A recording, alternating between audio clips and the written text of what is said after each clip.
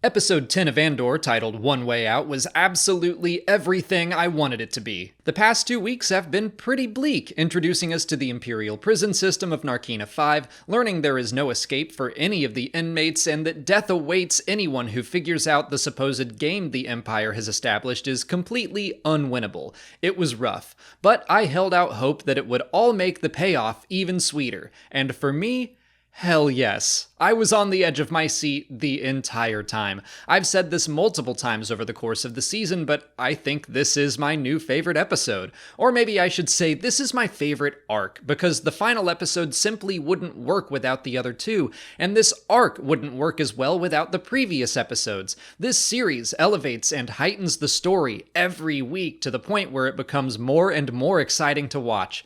I celebrated Kino Loy joining Cassian's side at the end of the last episode, and we just keep up that momentum, because there is a ticking clock, and all the prisoners need to make their move. Ulaf's death means a new worker will join their ranks the following day. Cassian knows the Empire is afraid and panicking, and the longer they wait, the more guards will come, and he would rather die trying to take them down than die giving them what they want. What a great line and a great scene where we see the power dynamic shift a bit. Cassian winds up being the one to tell Kino to get in program instead of the other way around. But he also doesn't let his ego get in the way. Just like he let Taga take credit for his good idea in the last episode, Cassian lets Kino take the lead for the inmates, which is the smart move. He has been in a leadership position for them already. Once he accepts the truth, he is able to convince the other prisoners that they need to escape far more easily than Cassian, who's only been there for a month or so. I was thinking Cassian would be leading the escape, and he does to a degree, but I was not expecting Kino to serve as another role model for his future actions, another character to help Cassian's evolution into the man he will become in Rogue One, but we'll come back to that. Speaking of Cassian's evolution, there is a small moment I thought was an excellent little marker to show how he has changed since Aldhani. Back in episode 6, Nimic talks about how he couldn't sleep before the heist. He wondered why his belief didn't give him peace. Meanwhile, Cassian believes in nothing and slept like a stone. And now before the prison break, we see that Cassian is wide awake. I think this experience has begun to give him more and more to fight for. He is experiencing the oppression of the Empire firsthand. We know he has experienced their oppression before thanks to flashbacks, but I think he simply thought standing up to the Empire was impossible. But he proved to himself and the galaxy on Aldhani that the Empire can bleed. I think his own beliefs are bubbling back up, and it's illustrated in his inability to sleep. Kino's speech in the morning is short, simple, and perfect. One way out. On the surface, everything looks like a normal workday for them, but the music and the knowing looks between the inmates just starts ramping up the tension to this boiling point where I had this pit in my stomach waiting for it to explode. And then it does. I love how the inmates are able to take what little the Empire has given them and weaponize it. Their tools become weapons and distractions. The work tables and the plumbing become a defense mechanism against the electrified floors.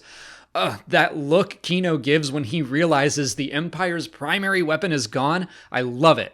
I'm kinda shocked how quickly I became a Kino fan. Frankly, all of the prisoners had just enough screen time and characterization that it hurt to see some of them shot down. I felt those losses as they were picked off, but I also felt all those victories as Room 5-2 becomes theirs, as they take up arms, and then Level 5 becomes theirs, and they liberate rooms one by one. And what does Cassian do? He climbs, just like Nimic told him to do on Aldhani, just like K2SO tells him to do on Scarif. Cassian and Kino head up to the top level where they shut down the power to the entire prison and announce to everyone that doesn't already know that it's time to leave. And then Cassian is the one to inspire Kino's speech to the entire station, and it's a good speech, a powerful speech. He uses Cassian's exact words. They'll never have a better chance than this. It's better to die trying to take them down than giving them what they want. I love that he tells them to help one another, to help the lost and confused. Cassian's words inspire Kino, and Kino inspires everyone else there. He inspired me too. The montage of them all escaping is phenomenal, one of my favorite Star Wars moments in recent memory. Seeing the Imperials that were so proud and so confident 2 episodes ago now cowering in fear because they now know they have no power. They thought they did, they thought they were unbeatable, but Star Wars has always compared the power of humanity versus the power of technology, and humanity wins every single time. And when it does, everyone remembers who used their power selflessly and who used their power selfishly. I am still not over the fact that Kino had to stay behind. The revelation he couldn't swim and that he couldn't enjoy the freedom that he just helped 5,000 people find gutted me. But like I said earlier, he is a symbol of Cassian's evolution and who he will become. Kino rose up and did what he needed to do, not just for himself, but everyone in that prison. He took the next chance and the next until the day was theirs. But in the end, he was unable to enjoy the freedom he earned. That's not just a Star Wars thing. That's a mythological and religious story as well, like Moses leading his people to the promised land but not being allowed to enter himself. But Cassian's story will play out very much the same. When the time comes, he knows what he needs to do, he knows he needs to go to Scarif. He takes the next chance and the next with Jyn until the day is theirs. They steal the Death Star plans and they save the galaxy, but neither of them are allowed to enjoy the galaxy they helped save. If you had told me 2 weeks ago that I'd be tearing up over Andy Serkis's character, I would have laughed in your face, but I love his story. It was tragic and beautiful. Okay, that's all the prison stuff. Let's talk about developments in other storylines, like the Empire and their trap for this rebel leader named Krieger. Basically, it's all going well, and Supervisor Young has a suggestion to help sell the lie. We'll come back to him, don't worry. We also jump over to Ferrix, where we see Marva is still sick and refusing her meds, but more importantly, we see Cinta and another man that I assume to be an ISB agent watching her home waiting for Cassian. I'm excited for his inevitable return when both the ISB and Luthen are going to pounce and probably make everything worse. Mon Mothma only had one scene this week, but it was a doozy. She meets with Davo, the banker/thug, who can help her hide the paper trail from her rebellious financial activity. He mentions meeting her husband several times, and if they're friends, that tells you exactly what you need to know about this guy. He's rich, he's slimy, but he may be a necessary evil. He makes Mothma specifically tell him that she needs his services, basically urging her to admit that she is jumping into a morally gray arena. And he assures her that doing business with him won't tarnish her reputation, they're just bending the rules a bit, and it's the Empire's fault really. He's not fully wrong, but it's easy to see this guy as bad news. He flat out refuses payment for his money laundering services and instead requests a simple meeting between his teenage son and Mothma's teenage daughter, hoping that they will hit it off. Or if that doesn't happen, he would probably push for the Chandrillan custom of young arranged marriages, the same custom that got Mon married to Perrin. He just wants to get himself further entrenched into upper society and probably make Mothma more reliant on him. Of course, she turns Davo down and demands he leave, but he seems confident that she is considering his offer, which is an interesting place to leave her this episode. What is she willing to sacrifice for this rebellion? What is she willing to sacrifice for the galaxy? Is she willing to gamble on her daughter's future when it's her daughter's future that she is fighting for? And the question of sacrifice brings us into the final scenes, which involve Luthen.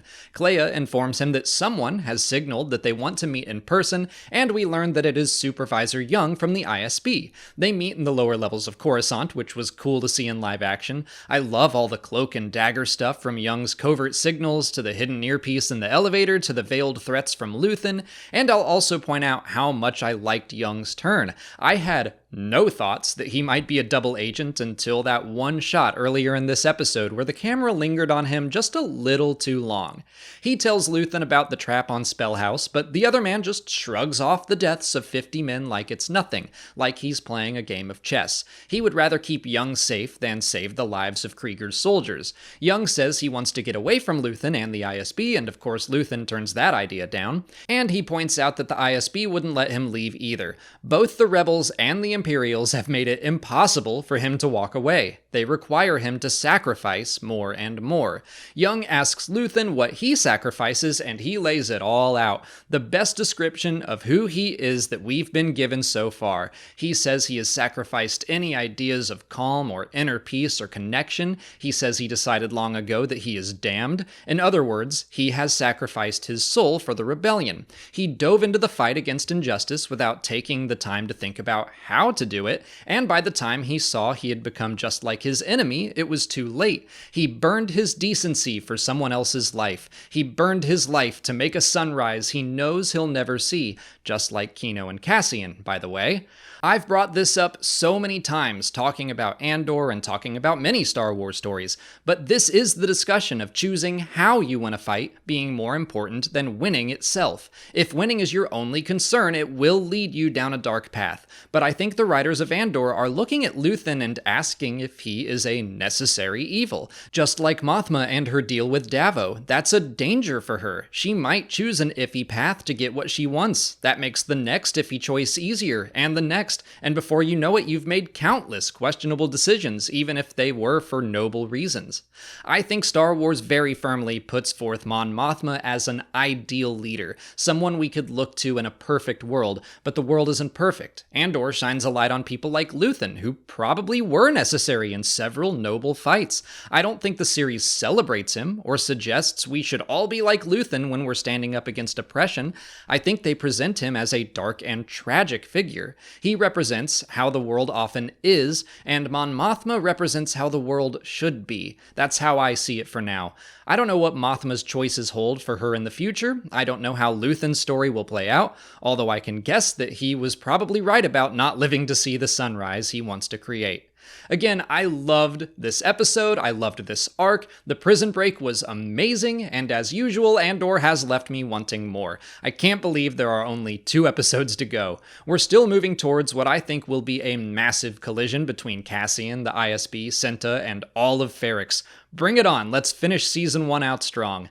But that's all I've got to say for now. Let me know what you thought of the episode in the comments, and come back at 6 p.m. Eastern to join our live after show, No Ifs and or Buts, to talk about everything I didn't cover here with Molly and our friend Alden Diaz. If you haven't already, please like this video, subscribe to the channel for all our Andor coverage, follow us on TikTok, Twitter, and Instagram, and consider checking out our Patreon page for our video reactions and audio commentaries for every new episode. And you can check out this playlist for all of our existing Andor content. As always, thanks for watching, and may the Force be with you.